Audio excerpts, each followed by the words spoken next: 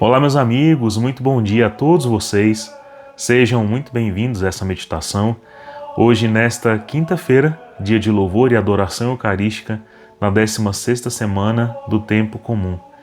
E no dia de hoje, a liturgia nos faz pensar assim: será que a gente entende a Deus? Por quê? Porque o homem, mesmo aqueles homens que têm um coração bom, que procuram fazer o bem constantemente, se não avançaram já aí para a quinta, sexta, sétima morada, tem um coração imerso em diversas confusões, Por quê? Somos concupiscentes, o pecado nos retarda o entendimento, Não somos ainda plenamente dilatados na sabedoria, na inteligência, na ciência, no conselho divino, em dons espirituais que nos abrem, à vontade para corresponder a uma inteligência que foi plenamente iluminada pela fé. Por isso, meus irmãos, que ao buscar entender a Deus, muitos homens vão se confundir consigo mesmos. E é por isso que existem coisas, que se não for pela ajuda de Deus, do Espírito Santo, com um conselho, com a orientação da igreja, que é conduzida pelo mesmo Espírito há tantos anos, de maneira fiel à vontade de Cristo, que edificou sobre a pedra Pedro, a igreja de Cristo, E essa igreja permanece sendo tratada com zelo e cuidado fiel de Deus. As forças do inferno jamais prevalecerão contra ela. Para que isso aconteça, para que eu consiga entrar nessa lógica de comunhão, eu preciso então abandonar minhas confusões. Preciso me converter. Eu preciso deixar com que a minha inteligência realmente seja livre para ser conduzido na verdade. Mas ao buscar, isso, muitas vezes eu mesmo vou ser aquele que me atrapalha a entender, a compreender a Deus, a conhecê-lo.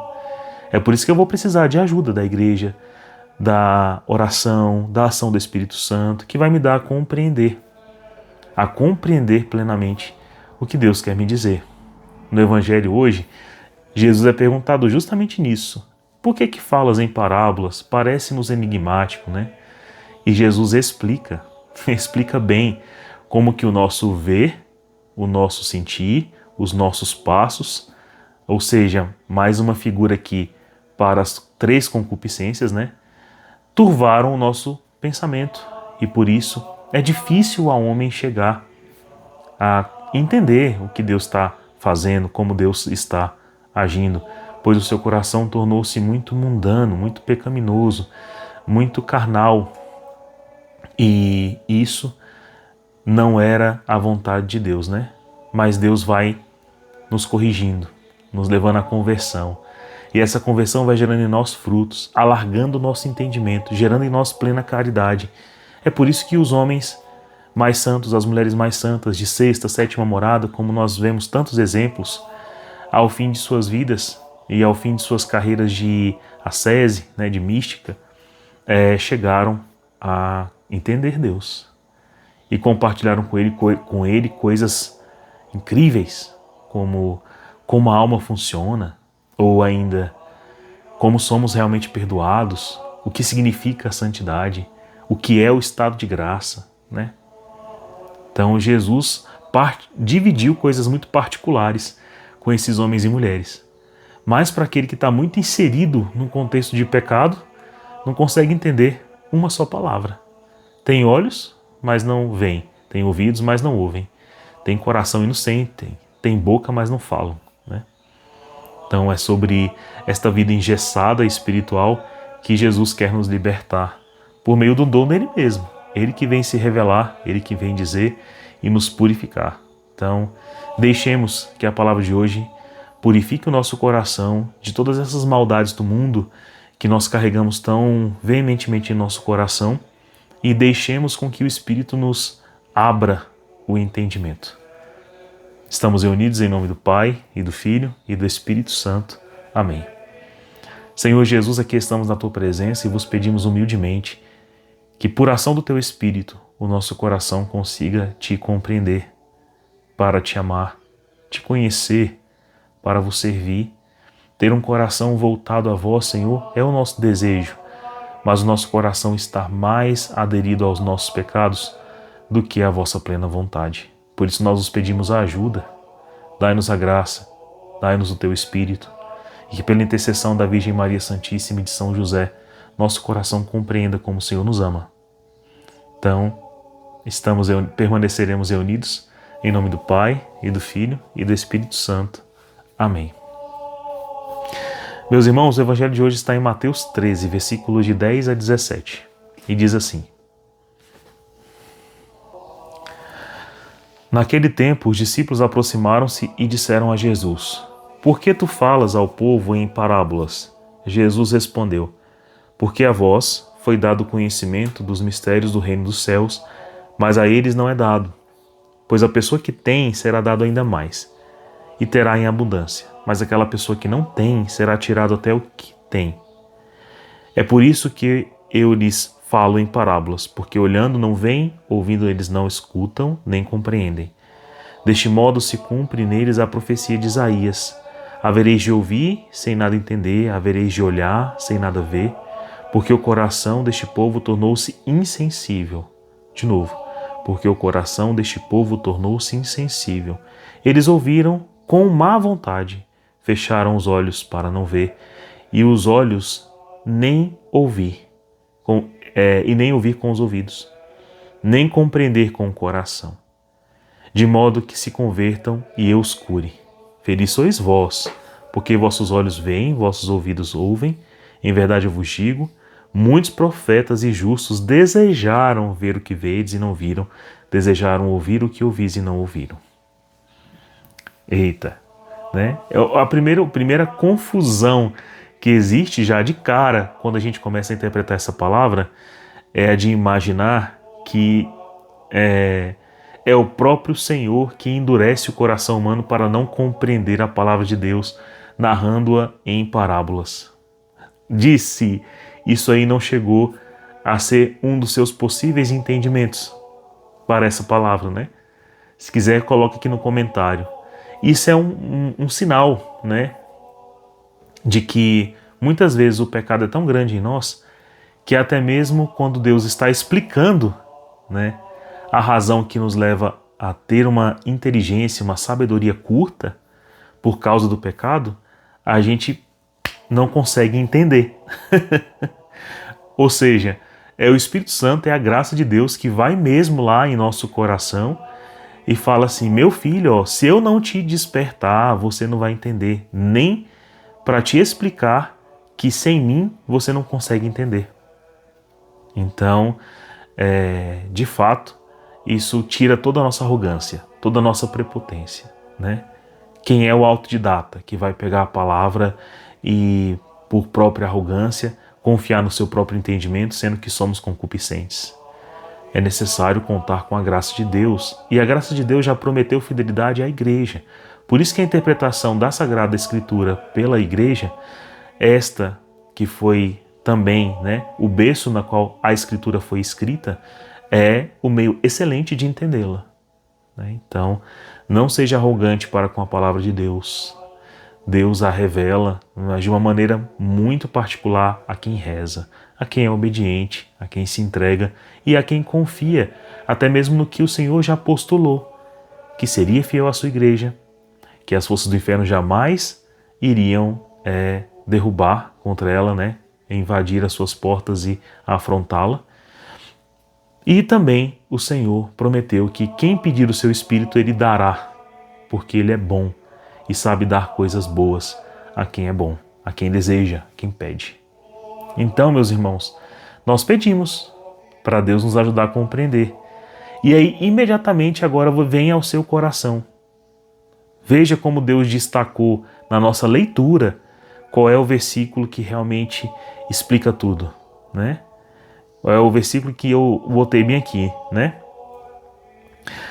Porque o coração deste povo se tornou insensível. Ou seja, Deus não deu o endurecimento ao nosso coração, mas o nosso coração tornou-se insensível.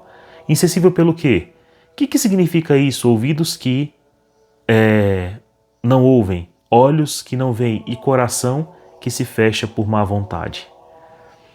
Então, a fé vem pelo ouvir, né? E o ouvir também ouviu o veneno da serpente lá no deserto, que dizia em entrelinhas que Deus não é bom e que o homem pode igualar-se a Deus, gerando no coração humano o orgulho. Então, se eu fecho o ouvido, eu nunca vou receber a fé que vem pelo ouvir. E eu me fecho então à pregação, me fecho à voz da igreja que está a clamar o mesmo Cristo, me fecho à revelação, me fecho à tradição, me fecho aos que os santos querem me ensinar, eu me fecho.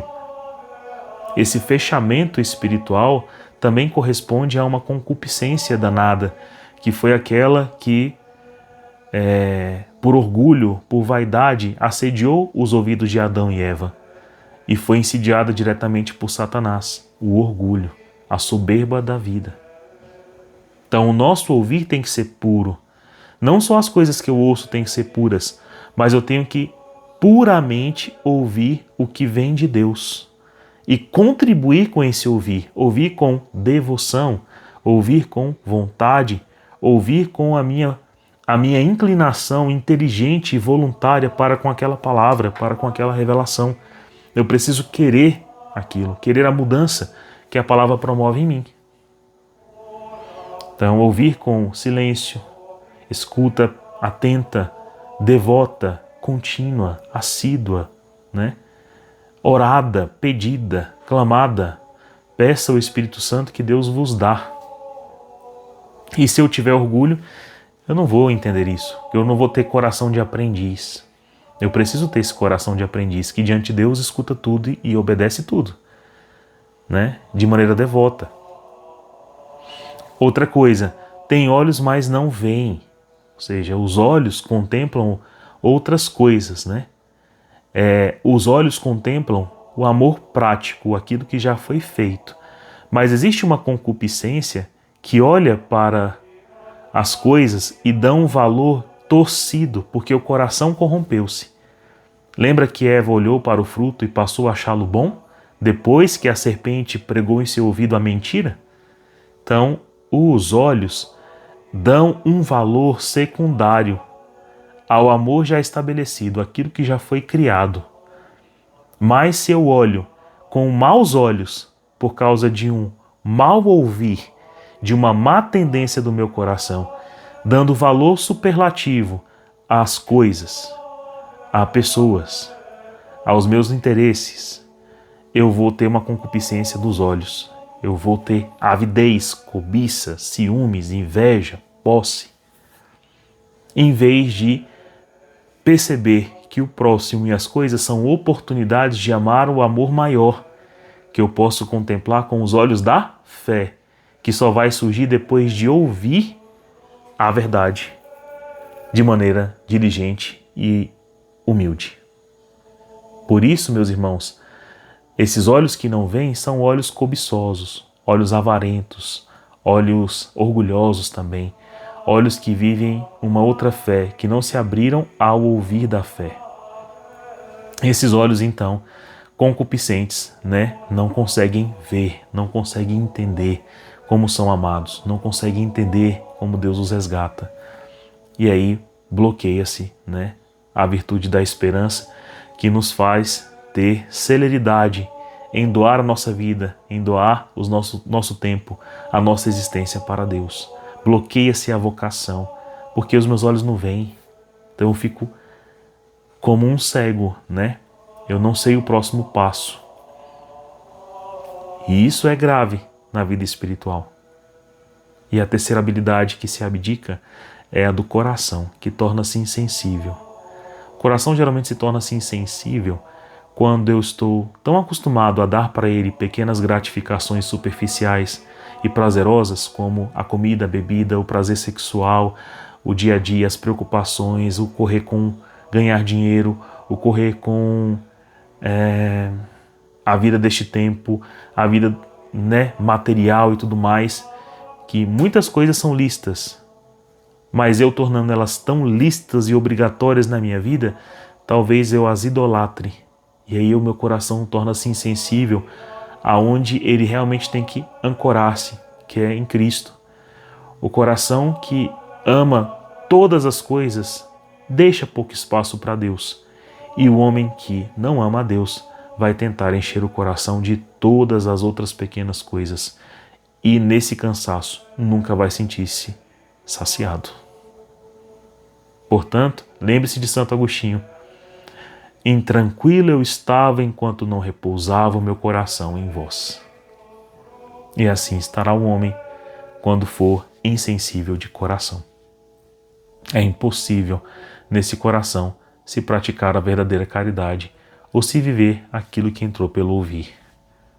Portanto, Jesus aqui está falando que muitos desejam finalmente ouvir, ver e sentir com o coração, mas não tiveram a oportunidade de, com os ouvidos físicos, com os olhos físicos e com o coração físico, com os afetos, chegar a encarnar, a ver o Verbo encarnado divino, que é aquele que nasceu do ventre da Virgem Maria para dar vida plena à igreja, que é Cristo.